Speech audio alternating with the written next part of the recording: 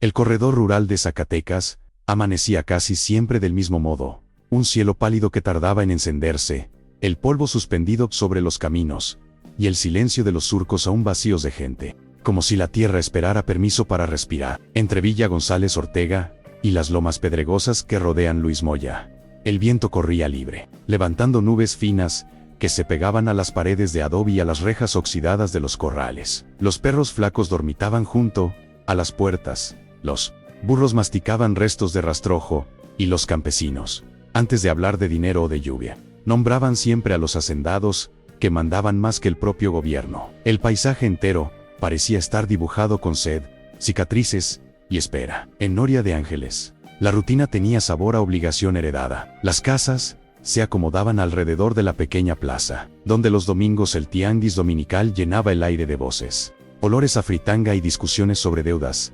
cosechas y favores. Allí, cada gesto era observado, lo que una mujer hacía con su cuerpo, con su vientre, con su manera de mirar, se transformaba en tema de conversación antes de que cayera la tarde. El honor familiar era un muro invisible que podía proteger o aplastar, y cualquiera que lo manchara quedaba condenado a la soledad. Aunque siguiera viviendo entre todos, la iglesia de San Miguel Arcángel se alzaba como un recordatorio constante de que la fe y la vergüenza caminaban juntas. Elena Barrón había crecido bajo ese cielo reseco, aprendiendo desde niña que los pies descalzos no solo tocaban la tierra, sino también la deuda que pesaba sobre su familia. Sus padres, peones agrícolas, medían los días en jornadas bajo el sol y noches contando monedas que siempre resultaban insuficientes. Ella ayudaba a cargar costales de maíz, a deshiervar los surcos de frijol, a acarrear agua desde un pozo distante donde el viento soplaba con un silbido agudo. Rara vez se quejaba, prefería guardar sus pensamientos, mientras miraba las lomas lejanas, imaginando una vida menos apretada por las manos de otros. En el pueblo, esa forma silenciosa de existir fue confundida pronto con debilidad, cuando las deudas se hicieron más pesadas que las palabras. El nombre de don Tiburcio Arechiga empezó a repetirse en voz baja dentro de la cocina ahumada de la casa de Elena. Primero llegó en forma de rumor, como una oportunidad que los vecinos comentaban con tono ambiguo, mitad lástima, mitad resignación. Después se convirtió en propuesta formal. El hacendado de edad avanzada, dueño de tierras que cruzaban de Noria de Ángeles hasta los linderos de Villa García, ofrecía ayuda a cambio de que la joven campesina se convirtiera en su esposa. No hubo espacio para sueños ni romanticismo, solo la certeza de que la parcela familiar se salvaría del remate si ella aceptaba cargar con aquel destino. La boda fue más un trámite que una celebración. En la iglesia de San Miguel Arcángel, las velas ardieron con llama baja, como si también ellas dudaran. Elena vestía un traje sencillo, cosido a prisa por manos vecinas que murmuraban oraciones y comentarios detrás de las cortinas. Don Tiburcio, impecable en su ropa cara, miraba todo con la seguridad de quien está comprando otra pieza más para su hacienda. Los padres de la joven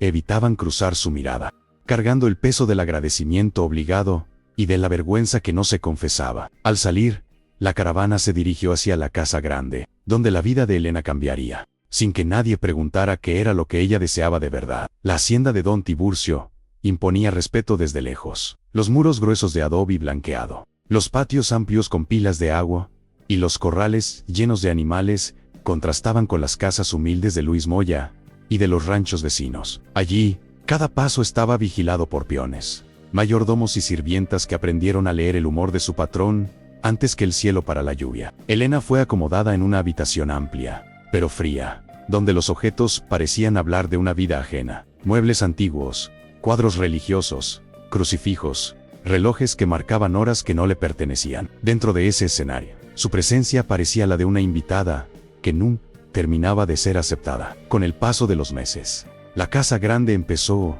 a medir el valor de Elena con un solo criterio: la llegada de un heredero. Las miradas de las cocineras, los comentarios a media voz de los peones y los silencios calculados del propio Tiburcio se fueron concentrando en su vientre, como si todo lo demás que ella era resultara irrelevante. Cada vez que pasaba frente a las imágenes de santos en los pasillos, sentía que aquellos ojos de yeso la pesaban con juicio severo. Se organizaban rezos, se encendían velas, se hacían recomendaciones de remedios caseros y visitas a curanderas en ranchos cercanos, como si su cuerpo fuese un campo estéril Había que obligar a florecer a cualquier costo. Elena cargaba un secreto que nadie en la casa grande sospechaba. Antes de convertirse en esposa de don Tiburcio, había conocido un amor profundo y sencillo en los alrededores de Betagrande, cuando un joven arriero llamado Jacinto Salazar pasaba con frecuencia por los caminos de la región. Sus encuentros no necesitaban grandes palabras, bastaban los silencios compartidos frente al atardecer, el sonido de las chivas regresando al corral y la promesa no dicha de una vida más digna, aunque fuera pobre. Él conocía la dureza del trabajo, ella la aspereza de las deudas. Juntos, imaginaban un futuro donde ninguna firma de hacendado definiera el destino de sus pasos. Ese sueño, sin embargo, fue arrancado cuando la propuesta de matrimonio pareció como una sentencia inapelable. La noche en que su vida cambió para siempre no fue la de la boda, sino otra, escondida en un jacal cercano a Trancoso. Allí, lejos de las miradas del pueblo, Elena dio a luz en secreto, con el cuerpo exhausto y el alma suspendida entre el miedo y la esperanza. Una partera de manos firmes y mirada cansada la asistió mientras el viento golpeaba las paredes de la mina, y el eco lejano de la campana de Trancoso llegaba como un lamento. La manta que envolvió a la bebé tenía bordados sencillos, pero llenos de significado, y los rojos formando el nombre que ella había elegido con ternura silenciosa, como si al trazar cada puntada quisiera amarrar el destino de la niña a una vida mejor. Sin embargo, las fuerzas que mandaban en la región no estaban dispuestas a permitir que esa niña existiera libremente. Bajo amenazas veladas y palabras que mezclaban moral, pecado y conveniencia, la partera fue presionada por emisarios del poder para que la criatura fuera sacada de ese mundo que se pretendía ordenado. Elena, agotada y sangrando, escuchó cómo decidían por ella, mientras apenas podía sostener la mirada. Le dijeron que la bebé había muerto, que era mejor no preguntar, que Dios sabía por qué se llevaba a los más inocentes. La manta bordada desapareció de sus manos, y con ella se fue el poco control había tenido sobre su propia historia. Desde entonces, el dolor de aquella pérdida fingida se clavó en su interior como espina que nunca dejaba de arder. Cada vez que alguien mencionaba niños en Noria de Ángeles, cada vez que veía a una madre cargar a su pequeño en los tianguis de Ojo Caliente, un nudo silencioso le apretaba la garganta. Nadie podía adivinar que detrás de su aparente fragilidad habitaba una memoria feroz, capaz de recordar olores, colores, gestos y palabras de aquella noche en el jacal. Ni el tiempo en la hacienda, ni las órdenes de don Tiburcio, ni las exigencias de la comunidad lograron borrar la certeza íntima de que su hija seguía existiendo en algún rincón de aquellas tierras secas, aunque el mundo entero insistiera en llamarla maldición o pecado. 3 años después de aquel parto oculto, el matrimonio con el hacendado se había convertido en una rutina pesada de silencios, vigilias y reproches, nunca dichos directamente, pero siempre insinuados. Elena despertaba antes del amanecer para supervisar algunos quehaceres. Caminaba por los patios tratando de no llamar la atención, y respondía con pocas palabras a las preguntas cargadas de juicio que le lanzaban las mujeres de servicio en la región. Su nombre era ya sinónimo de sospecha, la esposa joven que no daba heredero, la que seguro escondía algo, la que no cumplía con su deber, aunque nadie lo supiera. La verdadera carga que ella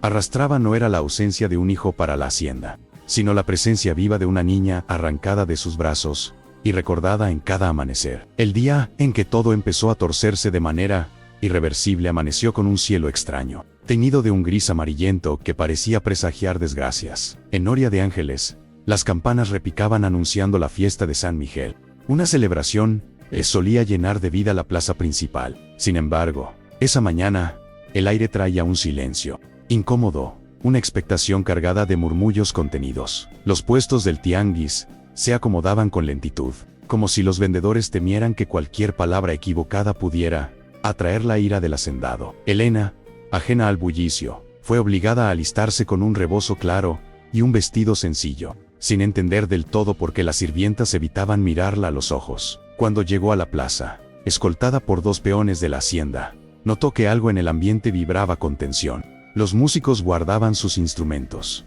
Los niños eran jalados por las madres que preferían quedarse al borde del tumulto, y los ancianos murmuraban plegarias sin levantar la vista del piso. Don Tiburcio, con su atuendo más lujoso, se colocó en el centro del espacio, abierto como si fuese dueño del universo. Su mirada recorría a cada persona con aire de juez inapelable. Nadie osaba contradecirlo. Nadie deseaba convertirse en el siguiente blanco de su autoridad disfrazada de devoción. Elena sintió que algo dentro de su pecho se hundía lentamente, como si una piedra la empujara hacia el silencio más profundo. El hacendado levantó la mano, y todos callaron. En su voz resonó una mezcla de solemnidad y desprecio cuando anunció que Elena sería sometida a un acto de penitencia pública por no haber cumplido su papel de esposa. La frase cayó como un golpe seco en los oídos de la gente, que inmediatamente bajó la mirada para no desafiarlo. Dos peones le colocaron un pañuelo blanco en la boca, símbolo de la pureza quebrada, y un lazo de maguey en sus muñecas,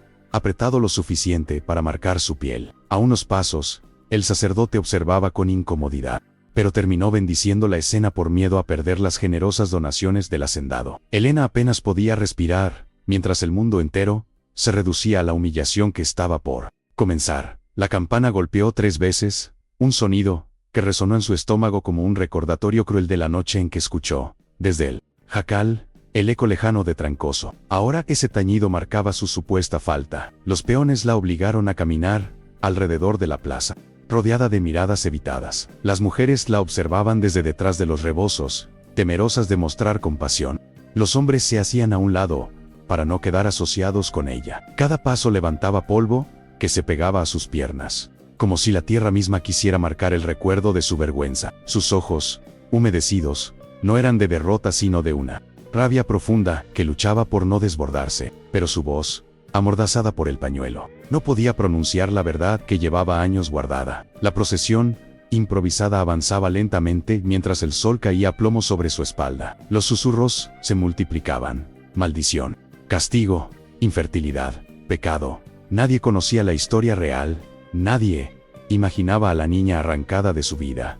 Nadie sospechaba que la verdadera falta no era su aparente esterilidad, sino el crimen cometido para mantener intacta la imagen moral del hacendado. Cada vuelta alrededor de la plaza se sentía eterna. Una herida abierta que exhibía su supuesta incapacidad ante aquellos que alguna vez la habían visto caminar descalza por los campos. Elena llevaba el dolor como un peso invisible, pero firme, como si algo dentro de ella insistiera en que ese no sería el final.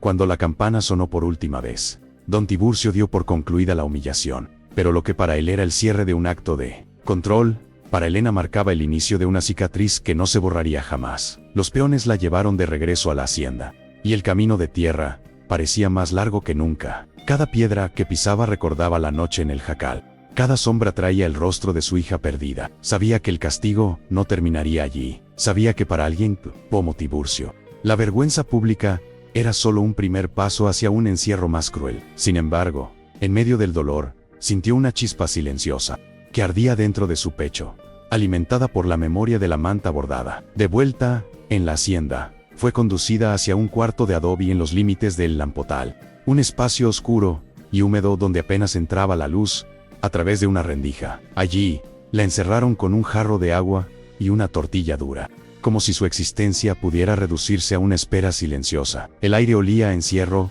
y a abandono, una mezcla que parecía diseñada para quebrar su espíritu. Elena se sentó en el piso, con las muñecas aún ardidas por el lazo de maguey, y dejó que su respiración buscara un ritmo que no la hundiera en la desesperación. En la distancia, escuchó el eco de los peones riendo, convencidos de que ella era una condenada sin remedio. Los rumores del castigo no tardaron en esparcirse por toda la región. En Pánuco, algunas mujeres murmuraban que Elena traía mala suerte. En Casablanca, los hombres comentaban que el hacendado tenía derecho a castigar lo que no servía. Y en los ranchos de Betagrande, los viejos repetían historias antiguas sobre mujeres malditas que habían sido expulsadas para limpiar el valle. Las palabras viajaban más rápido que los caballos, alimentadas por supersticiones y convenientemente guiadas por la mano invisible de don Tiburcio, que deseaba convertir el rumor en verdad absoluta. Pero entre esos cerros ásperos, había un hombre que escuchó la noticia con un estremecimiento que no pudo ignorar. Jacinto Salazar,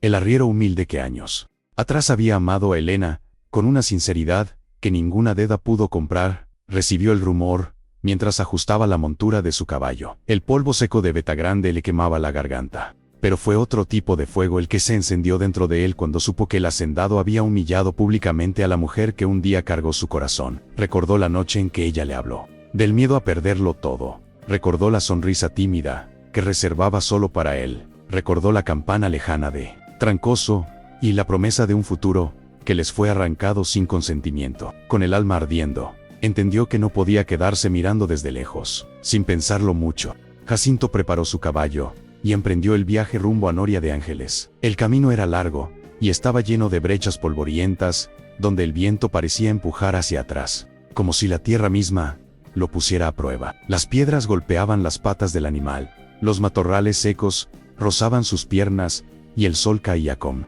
fuerza sobre su espalda, pero él avanzaba con la determinación de quien sabe que la injusticia tiene límite. Cada kilómetro que recorría traía consigo fragmentos del pasado que se mezclaban con la urgencia del presente. Sabía que enfrentarse al hacendado podía costarle la vida, pero también sabía que guardar silencio sería una traición imperdonable a la verdad que compartía con Elena. El avance de Jacinto por el corredor rural parecía acompañarse de todos los fantasmas de la región. A su alrededor, los cerros pelones guardaban historias de abusos que nadie se atrevía a denunciar. Las brechas llevaban huellas de generaciones de campesinos que habían doblado la cabeza ante la voluntad de los hacendados, y el aire reseco llevaba consigo el eco de llantos apagados. Mientras cabalgaba, recordaba los detalles que Elena le había confiado en susurros tímidos, la forma en que la miraban en la hacienda, las deudas de sus padres, las presiones que sentían para aceptarlo inaceptable. Cada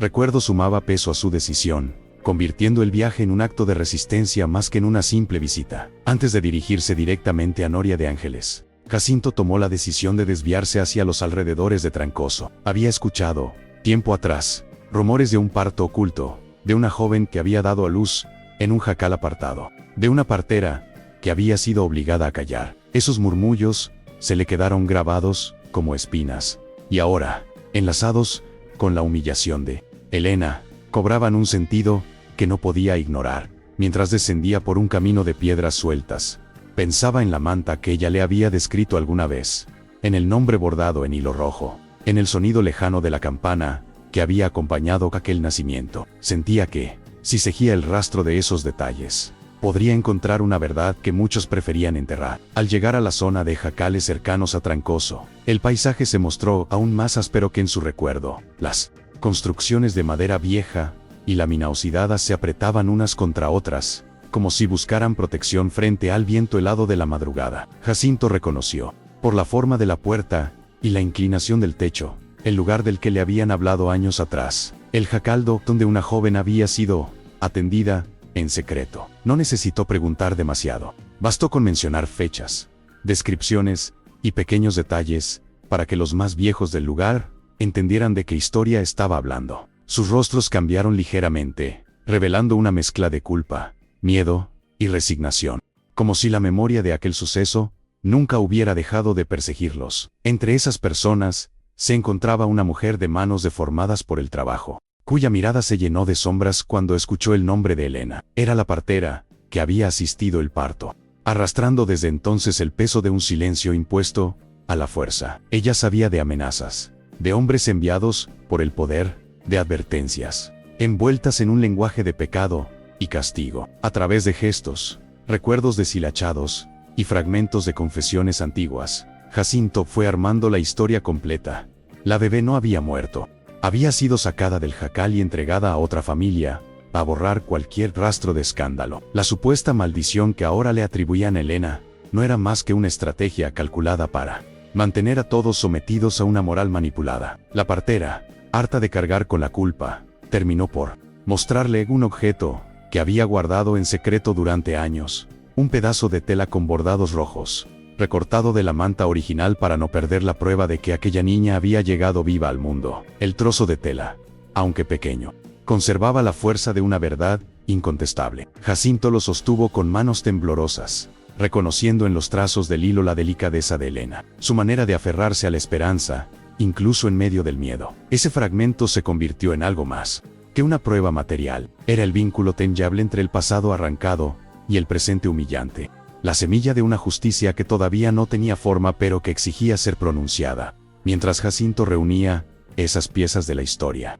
en el lampotal el tiempo se estiraba cruelmente para Elena. Encerrada en el cuarto de adobe, marcaba los días con pequeñas señales en la pared, contando las horas según la luz que se filtraba por la rendija. Sus manos, aunque ásperas por el trabajo, acariciaban el aire como si estuvieran buscando la manta perdida, el peso de la bebé, el calor de un cuerpo diminuto que le fue negado. La soledad agudizaba su memoria. Volvía una y otra vez a los detalles de aquella noche, a las palabras entrecortadas de la partera, al olor a tierra húmeda mezclado con sangre y sudor. Lejos de romperla, ese encierro fortalece y a un tipo de fuerza que no se veía desde fuera. El talento oculto de Elena no tenía que ver con habilidades visibles ni con destrezas celebradas, sino con una memoria capaz de reconstruir la verdad con precisión casi dolorosa. Podía recordar el número de velas encendidas en el jacal, el patrón de los bordados en la manta, la forma en que la campana de Trancoso sonó 3 veces justo cuando su hija soltó el primer llanto. Esa memoria se volvió su refugio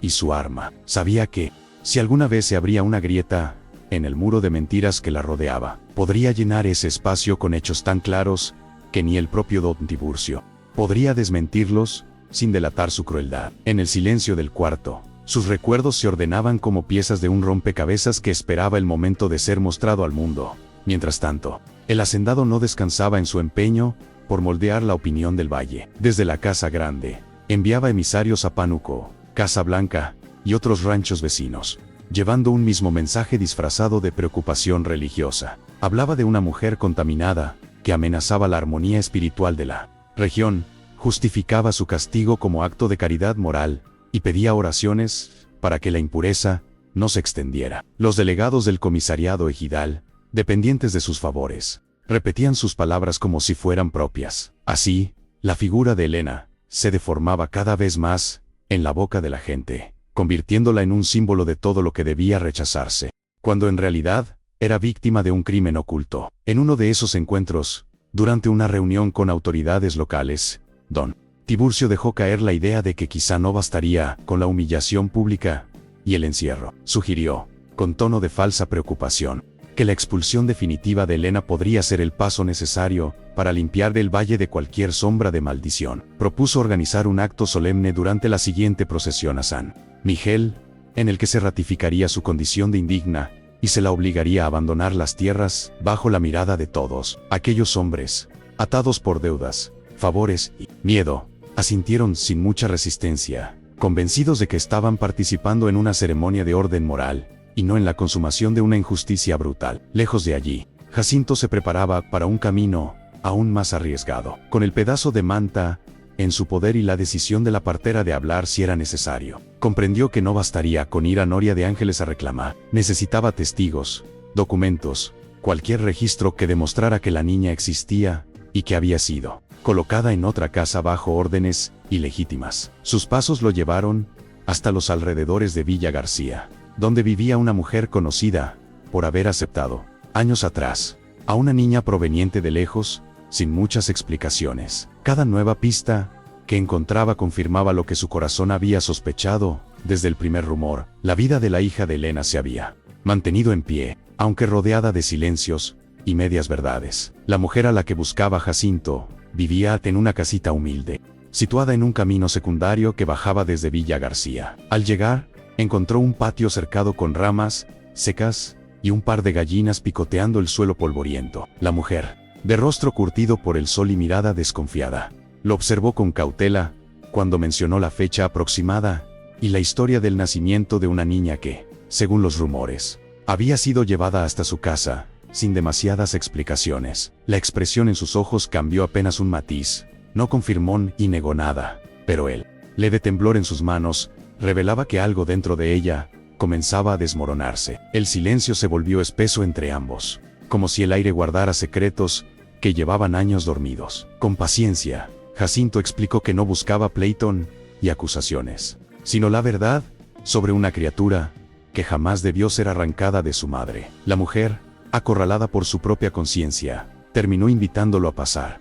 Dentro, la casa olía a maíz tostado y a ropa vieja, y había una pequeña mesa donde descansaban algunos juguetes rudimentarios hechos de madera. Fue allí donde ella confesó, con voz quebrada, que hacía 6 años había recibido a una bebé cuya procedencia nunca le aclararon por completo. Solo le dijeron que la criatura venía marcada por la voluntad de Dios y que debía cuidarla en silencio. A cambio, Le ofrecieron una pequeña compensación económica, que en aquel entonces necesitaba desesperadamente para sobrevivir. Las palabras de la mujer fluyeron con dificultad, como si cada una abriera una herida que nunca había cerrado. Contó que la niña había crecido sana, cariñosa y llena de curiosidad, ajena al origen turbulento que la rodeaba. Recordó la manta con bordados rojos, idéntica a la que la partera había mencionado, aunque admitió que no sabía que había sido de ese tejido con el paso del tiempo. Narró también que un par de hombres, vestidos con ropa fina y acento autoritario,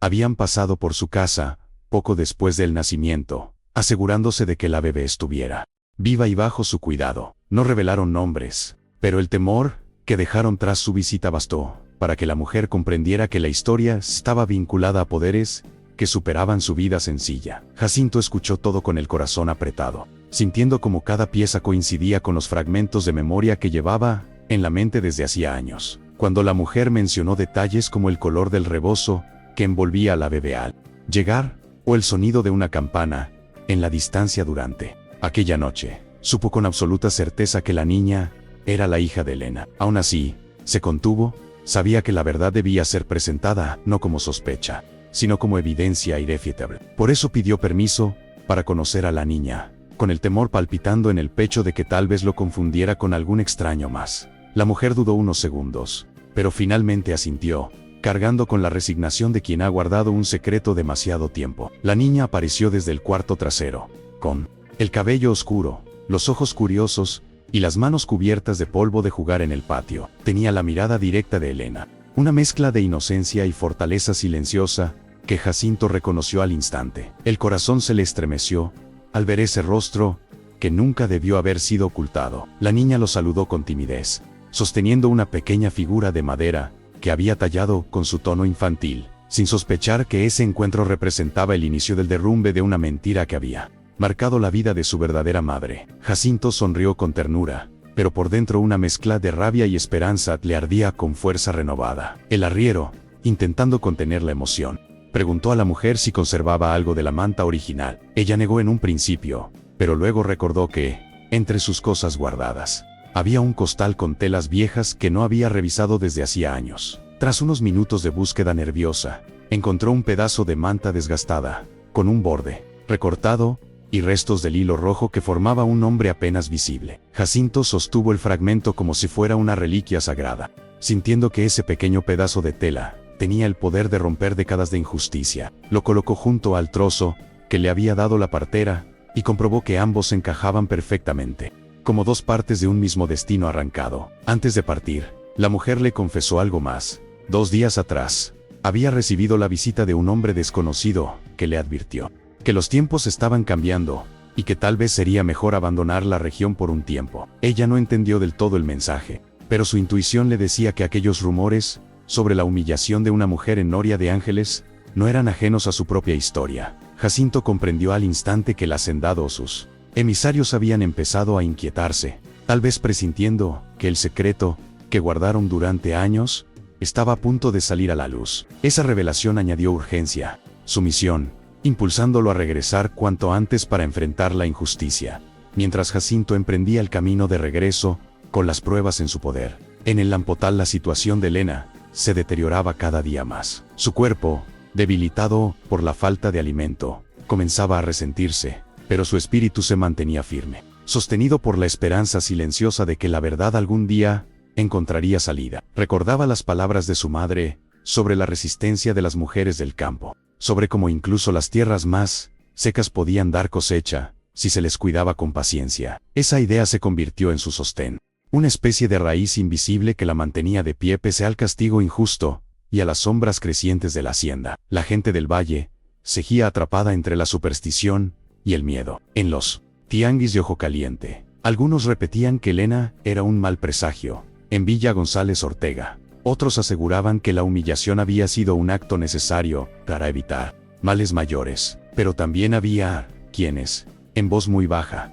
comenzaban a cuestionar la autoridad de don Tiburcio, preguntándose si tanto rigor no escondía algo más oscuro. Eran dudas pequeñas, susurradas en corrales o detrás de las casas, pero que poco a poco abrían grietas en la imagen intocable del hacendado. Las mujeres mayores, que habían visto pasar generaciones de abusos disfrazados de fe, empezaban a notar patrones familiares en el castigo de Elena. En la iglesia de San Miguel Arcángel, el sacerdote rezaba más de lo habitual. Sabía que algo no encajaba en la versión oficial del hacendado, pero la presión que sentía sobre sus hombros le impedía actuar. Con cada oración, pedía una señal que le permitiera entender el rumbo de los acontecimientos. Sentía miedo, sí, pero también un creciente malestar que le apretaba la conciencia, pues intuía que su silencio podía estar contribuyendo a perpetuar una injusticia mayor. En las noches, cuando el viento hacía crujir las ventanas, pensaba en Elena encerrada y en la posibilidad de que la región estuviera a punto de enfrentar un cambio que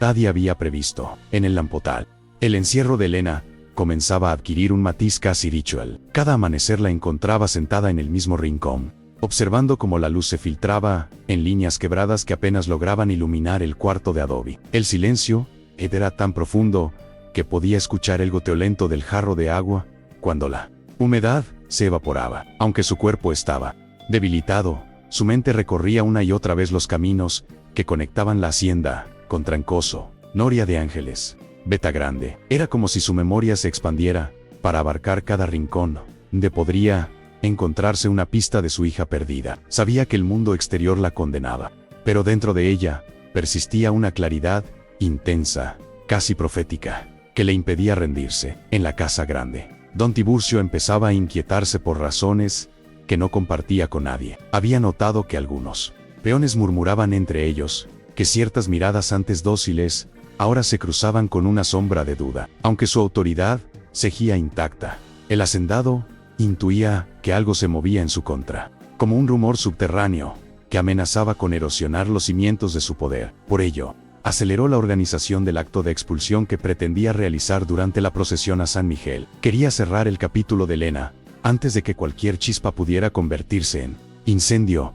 La orden era clara: prepararlo todo para desterrarla públicamente y así asegurar que nadie se atreviera a contradecirlo jamás. Los preparativos para la procesión avanzaban en silencio tenso. Los hombres del comisariado ejidal se reunían en cuartos cerrados, evitando mirar a los ojos al hablar del tema. Las mujeres del pueblo cosían estandartes religiosos, mientras sus manos temblaban por una mezcla de miedo y compasión silenciosa. Nadie quería ser señalado como cómplice, pero tampoco como rebelde. La figura de Elena se había convertido en un espejo incómodo, donde todos veían reflejadas las injusticias normalizadas durante décadas. Cada decisión tomada en esos días llevaba el peso de un valle entero, acostumbrado a obedecer, pero también cansado de ser silenciado. Mientras tanto, Jacinto avanzaba hacia Noria de Ángeles, con un propósito que le ardía en el pecho. Llevaba las 2 piezas de la manta, envueltas con cuidado, dentro de su rebozo y aseguradas al lado de la montura.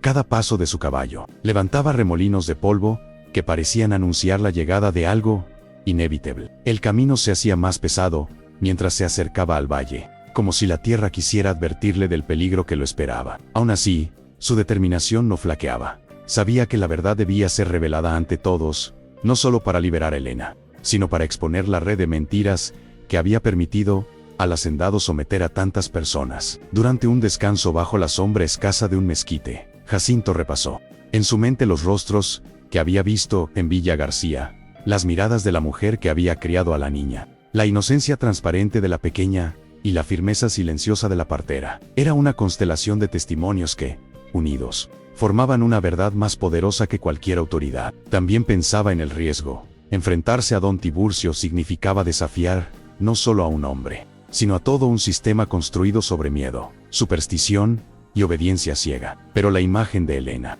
humillada ante la plaza, convertía ese miedo en impulso. No permitiría que ella fuera expulsada, mientras la verdad seguía enterrada bajo amenazas. En Noria de Ángeles, el ambiente se cargaba cada día más. Los habitantes sentían una presión extraña en el aire, como si el valle estuviera conteniendo la respiración. Algunos comenzaban a comentar, en voz baja, que el castigo contra Elena había sido excesivo, incluso cruel. Otros, más temerosos, repetían las palabras del hacendado, sin convicción, como si intentaran convencerse a sí mismos. Las ancianas se reunían en los portales, al caer la tarde, observando el horizonte polvoriento, con la intuición de que algo grande estaba por suceder. El sacerdote, cada vez más inquieto, caminaba por la nave vacía de la iglesia, preguntándose en silencio qué papel le tocaría desempeñar cuando la verdad saliera a flote. Elena, ajena a los movimientos externos, continuaba en su encierro desarrollando la fuerza interior que había permanecido dormida durante años. En la oscuridad del cuarto, repasaba los nombres, las voces, los olores y los sonidos de la noche del parto. Su memoria no solo se fortalecía, se afilaba, como una herramienta destinada a cortar las cadenas invisibles que la mantenían sometida. Cuando recordaba el borde de la manta, podía sentir la textura entre sus dedos. Cuando evocaba el llanto de su hija, su corazón se estremecía con una mezcla de dolor y esperanza. De algún modo, intuía que algo se estaba moviendo más allá de esos muros, aunque no podía imaginar el alcance de aquello que se acercaba. En los alrededores del valle, los rumores sobre la expulsión comenzaron a adquirir forma. Los emisarios de Don Tiburcio recorrieron los ranchos, anunciando que la procesión tendría un propósito redentor, insinuando que era necesario purificar las tierras para evitar desgracias futuras. Muchos aceptaron esa versión, sin cuestionarla, acostumbrados a años de represión moral. Otros, sin embargo, empezaron a sentir desagrado ante la idea de participar en un acto tan cruel. Los hombres más jóvenes, especialmente aquellos que trabajaban en los surcos, discutían escondidas si la expulsión era realmente justa o si solo servía para reafirmar un poder que todos temían pero ya pocos respetaban. La noche previa a la procesión cayó con un silencio diferente, como si el viento hubiera decidido callar para escuchar lo que estaba por ocurrir. En la hacienda, Don Tiburcio repasaba cada detalle, asegurándose de que nada escapara a su control. En el lampotal, Elena intentaba dormir, aunque su cuerpo temblaba por dentro, como si presintiera que al amanecer su destino sería llevado nuevamente ante los ojos de la comunidad. En el camino, Jacinto avanzaba sin detenerse, empujado por la urgencia de un hombre que sabe que cada minuto puede cambiarlo todo. Y en los ranchos, el pueblo entero se preparaba sin saber que estaba a punto de presenciar la grieta más grande en la moral tradicional del valle. El amanecer de la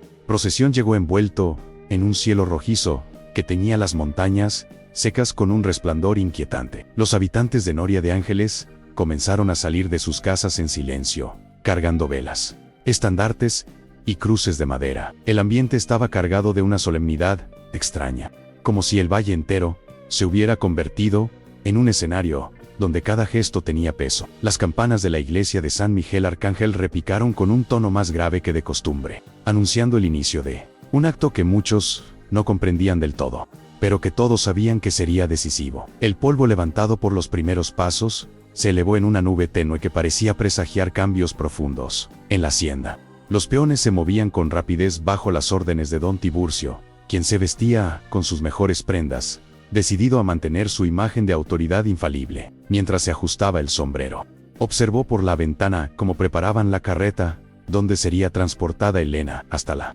plaza. Aunque pretendía mostrarse sereno, en su interior ardía una inquietud casi y furiosa. Algo en el aire le resultaba incómodo, un rumor lejano, un presentimiento que no lograba identificar, como si la tierra estuviera cambiando bajo sus pies. Aún así, decidió ignorar ese malestar, convencido de que su poder era suficiente para controlar cualquier amenaza. En el lampotal, los peones entraron para sacar a Elena, cuyos ojos llevaban días acostumbrados a la penumbra. Cuando la luz penetró en el cuarto, tuvo que entrecerrar los párpados, sintiendo como su cuerpo flaqueaba por el hambre y el encierro. La levantaron casi sin delicadeza, ataron nuevamente sus muñecas con un lazo de fibra y la guiaron hacia la carreta. Cada paso era un recordatorio de la humillación sufrida, pero también un impulso silencioso hacia la verdad que llevaba oculta como un fuego pequeño pero persistente. Aunque no sabía lo que estaba por ocurrir, algo en su pecho comenzaba a latir con fuerza distinta, como si una presencia invisible caminara hacia ella desde algún lugar del valle. El trayecto desde el lampotal hasta la plaza fue lento y áspero. La carreta avanzaba sobre un camino lleno de piedras, mientras los peones caminaban a los lados, evitando cruzar miradas con la mujer que habían ayudado a encerrar. En las veredas, algunas personas se asomaban detrás de los portones para verla pasar, pero al notar la presencia de hombres de la hacienda, bajaban la mirada de inmediato. El silencio que acompañaba el paso de Elena no era solo temor, era también una especie de culpa colectiva que nadie se atrevía a nombrar. En el horizonte, El sonido de cascos avanzando desde Betagrande comenzaba a mezclarse con el murmullo de la procesión. La plaza de Noria de Ángeles se llenó antes del mediodía. Las mujeres se colocaron en primera fila, sosteniendo velas que temblaban con la brisa. Los hombres se ubicaron detrás, algunos cruzando los brazos, con gesto grave, otros evitando mirar directamente a Elena. Cuando fue bajada de la carreta, el sacerdote aguardaba frente a la iglesia con los estandartes sagrados. Aunque su rostro mostraba una inquietud que ni sus rezos lograban disimular. En el centro del espacio, don Tiburcio se irguió con toda la arrogancia que lo caracterizaba, dispuesto a dictar, una vez más, el destino de una mujer que él consideraba propiedad. La campana repicó, anunciando el inicio del acto, que esperaba sellar su dominio moral. Elena fue colocada frente a la multitud, con las muñecas atadas y el cabello revuelto por los días de encierro. Su respiración era agitada, pero sus ojos, aunque cansados, no reflejaban derrota. Desde ese punto elevado, podía ver los rostros de su pueblo, algunos cargados de vergüenza, otros de miedo, y unos pocos, mostrando una chispa tenue de duda. Por un instante, la imagen de su hija apareció en su mente, tan vívida que sintió un nudo en la garganta. Se aferró a esa memoria como quien se aferra a una cuerda, en medio del abismo. Sabía que su vida pendía del humor de un hombre, pero también que el mundo podía cambiar en un segundo, si la verdad encontraba la manera de llegar hasta allí. Don Tiburcio alzó la voz, hablando de pecado, de maldición, y de un valle que necesitaba mantenerse puro para prosperar. Su discurso resonaba sobre las paredes de adobe como un eco antiguo, acostumbrado a ser tomado como ley, señaló Elena, con gesto acusador, asegurando que era necesario expulsarla para restablecer la armonía espiritual. La gente escuchaba con el corazón dividido. Algunos asentían, sin convicción, otros tragaban saliva con impotencia, y unos pocos apretaban los puños, sintiendo que algo en sus entrañas empezaba a rebelarse contra aquel teatro de injusticia. Las palabras del hacendado parecían más pesadas que nunca, como si cada una de ellas luchara contra una verdad que se acercaba galopando desde la distancia. Y fue entonces cuando el sonido seco de cascos rompió la tensión. Primero un golpeteo lejano, luego más cercano, hasta que el polvo comenzó a levantarse en un remolino que se aproximaba desde el camino de Betagrande. Las cabezas se giraron al unísono, los murmullos crecieron, y los ojos se abrieron con sorpresa. Sobre un caballo oscuro, cubierto de polvo, apareció Jacinto Salazar, avanzando con una determinación que podía sentir incluso desde la distancia. Su figura recortada contra la luz del mediodía parecía traer consigo la promesa de una verdad largamente postergada.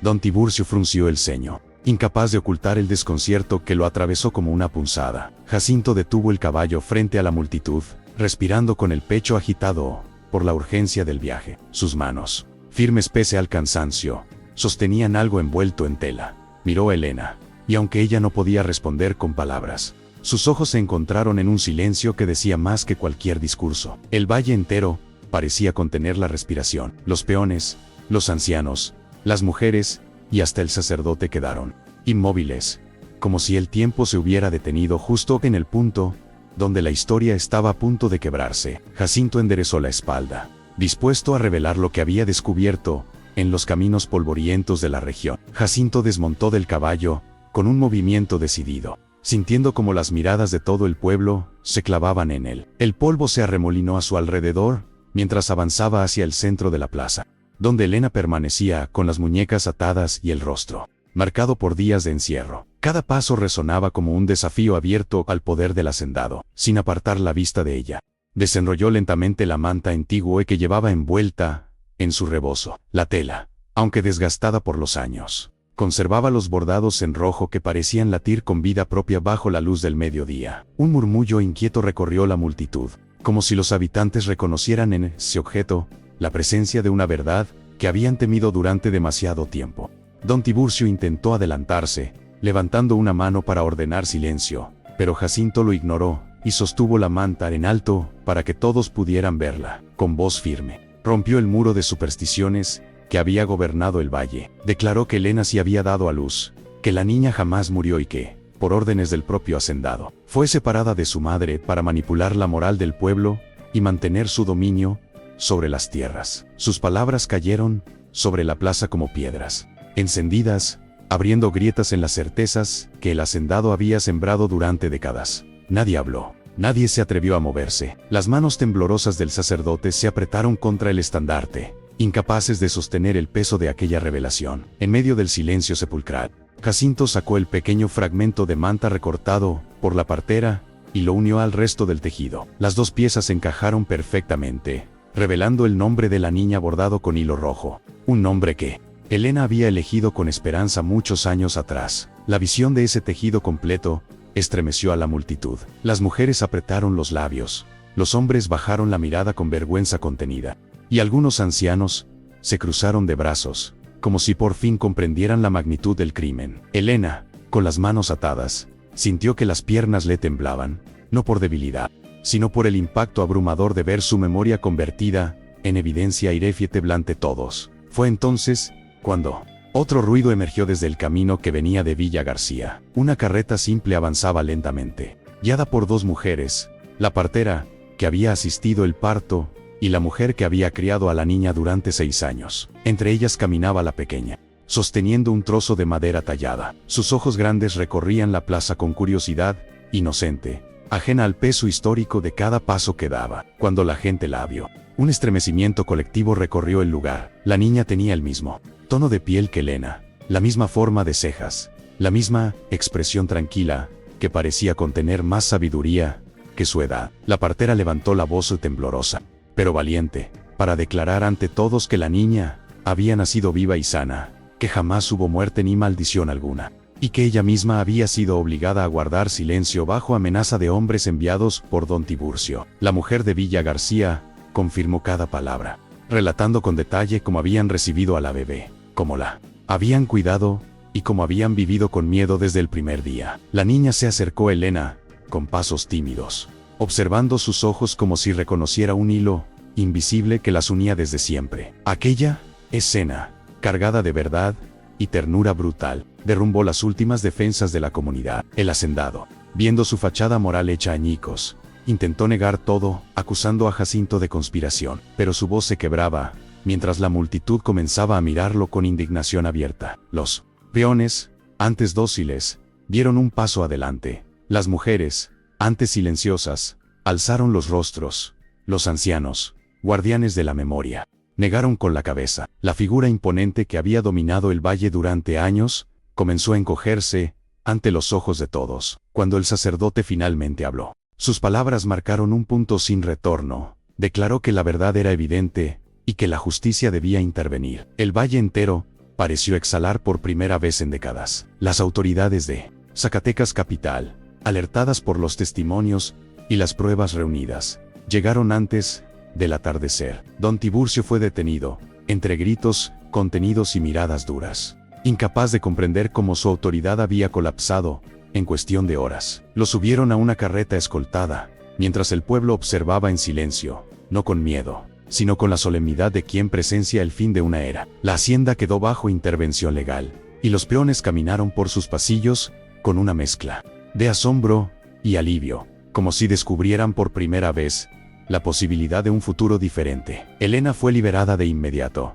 temblando aún por la emoción. Abrazó por primera vez a su hija. Sus manos recorrieron el rostro de la niña con una delicadeza que solo las madres que han sobrevivido a lo imposible pueden comprender. Jacinto permaneció a su lado, respetuoso y conmovido, como un testigo silencioso del reencuentro que había perseguido durante años por caminos polvorientos. El pueblo entero observó ese abrazo como una absolución colectiva, sintiendo cómo caían sobre ellos capas de culpa acumulada por generaciones de silencio. Los días siguientes trajeron cambios inesperados. Los habitantes de Noria de Ángeles comenzaron a cuestionar las tradiciones más duras, a revisar ritos que durante décadas habían aceptado sin pensar. El sacerdote ofreció misas de reparación en honor a las mujeres que habían sido juzgadas injustamente, y los comisariados ejidales reestructuraron sus cargos para impedir que una sola mano volviera a controlar el destino de la región. Elena, Jacinto